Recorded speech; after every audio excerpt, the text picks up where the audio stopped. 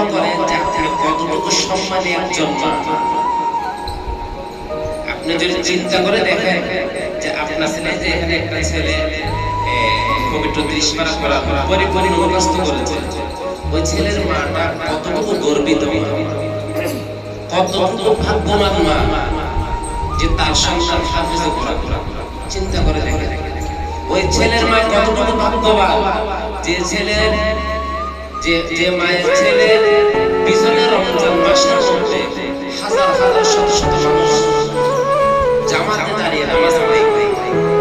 ওই মা কতটুকু ভাগ্যবান যে মায়ের সন্তানের সাথে একটু সাক্ষাৎ করার জন্য শত শত মানুষ সিরিয়াল দিয়ে দাঁড়ায় থাকে।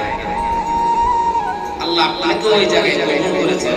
অতএব শুরু থেকে শেষ পর্যন্ত আল্লাহ পাক রব্বুল আলামিনের দরবারে আশা নিয়ে থাকবেন যে আল্লাহ পাক রব্বুল আলামিন যেহেতু এই রাস্তায় নিয়ে এসেছেন, পরিপূর্ণতার সাথে যেন আল্লাহ পাক রব্বুল আলামিন কামিয়াবি দান করেন।